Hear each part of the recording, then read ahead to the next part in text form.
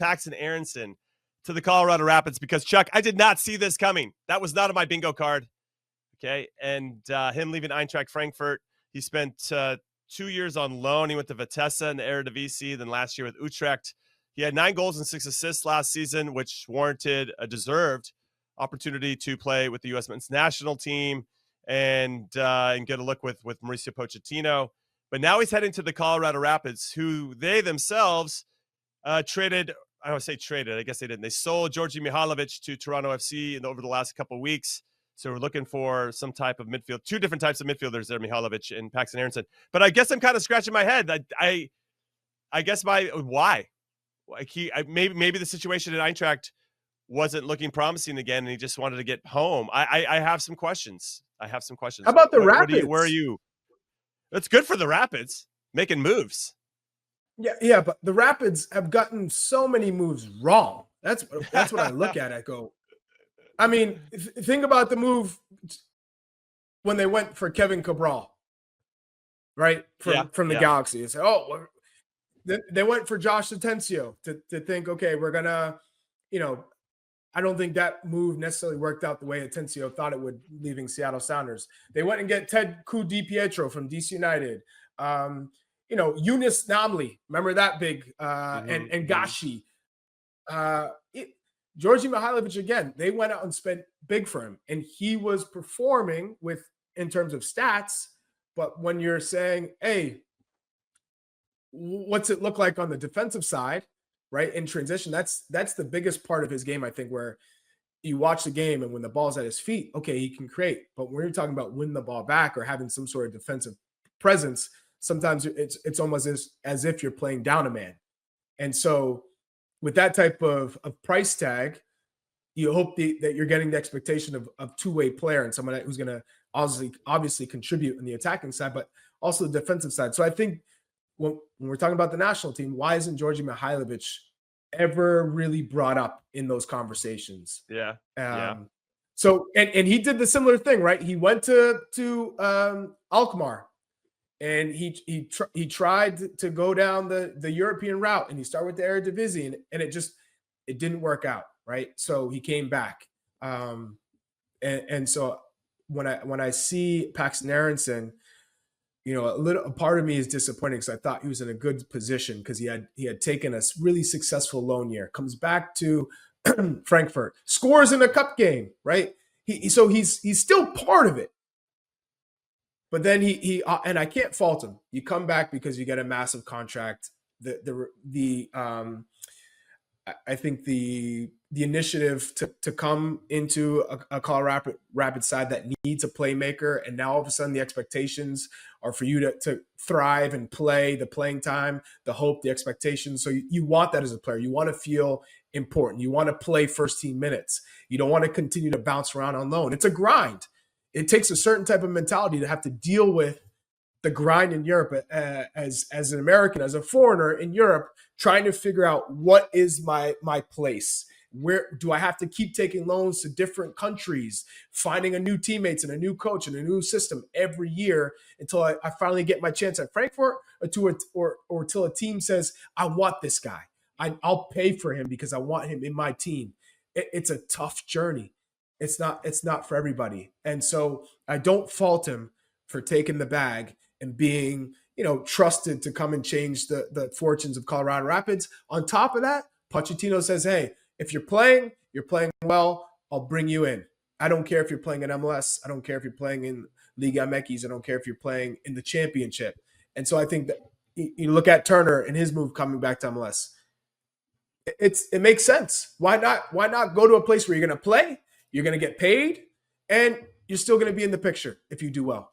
Yeah, there's a lot of different ways I feel about this. One, I'm glad that there's a young American who's 21 years old, can see MLS is still a viable option for him to play, compete, get better, and still be a part of the national team conversation. I like that exists. That's the world that I want us to get to. I know there's a lot of stereotypes and perception about MLS and whatever, but I'd like that to continue to change for the better. And that we're, when I say we, the American soccer is starting to be looked at favorably, and that you can come back to the domestic league and still contribute and get better. Now, I think, though, what's interesting is that when it comes to playing time, Big Tones, he's coming into the back half of the MLS season. So let's say the Rapids don't make the playoffs. Dude's sitting on his butt for like 2 months. I mean, in some ways, I would like him to just maybe sign with the Rapids, but stick with Eintracht through the first half of the season, and then maybe come over in January. I don't know if that's too idealistic, but it just feels like he would be able to stay sharper for longer if that happened, especially if you're trying to get on a World Cup team. Yeah, in a perfect world, that makes sense, right? Do we know that he was going to play at Frankfurt, right? I don't know. There had been rumors that he was going to, but there had been rumors already that he was going to be loaned out again, so maybe he didn't like that.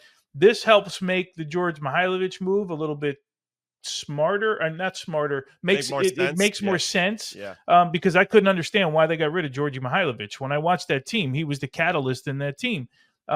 $7.5 million, or is the report right that they're paying for him, according to our good friend Tom Bogert?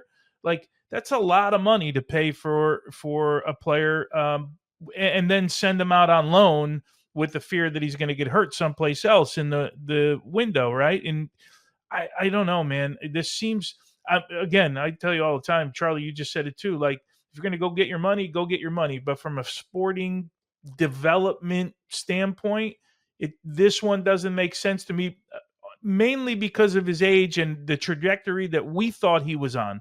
It's a weird one. Martin O'Malley puts a comment in the YouTube section here. Paxten was getting more minutes at Utrecht than he was with the Union. He did seem to be developing well. That's what's crazy to me. He had a successful loan with a team that really challenged for Champions League, for in the Eredivisie with amongst the top teams. Mm-hmm. And you go back to Frankfurt, and obviously you've shown that you've grown because you're still getting minutes in a cup game and you score. Of course you're not starting, but you're in that group. You're getting minutes. It may be limited, but you're getting minutes with a top team that's playing Champions League this year, right? Mm-hmm. So all of a sudden you throw that all the way to come back to MLS at this age. That's what's tough to understand. I can think of so many clubs that would be a great fit for Paxten, even whether it be a loan or a permanent move. Think about it. MLS, you're buying Paxten Aaronson, let's say for $7 million. What's the upside? Mm-hmm. So you're saying Paxton's going to come and now he's going to be your lifelong player at your club? You know, because the reality of the situation is you're not buying him as an asset to sell him back to Europe. He's American. He's not coming here to grow so he can go back to Europe. If that was the case, he would have stayed in Europe. Yeah. So you're paying that much money to keep him at your club. Now, is he going to be a Carlos Gil in this league? Is he going to be a Carlos Vela in this league? Is he going to be a Joseph Martinez in this league? I'm willing to bet no, he's not that type of player. So does it make that much sense from a business perspective? I don't see it from a sporting or a business perspective. I see it from his perspective of, okay, I'm coming home to the United States where I'm going to get paid and I get to live comfortably and play. I don't have to worry about playing time. I'm going to play every week. And guess what? If I play well, I'm going to maybe be in the conversation for a national team call up and potentially be a part of the World Cup squad.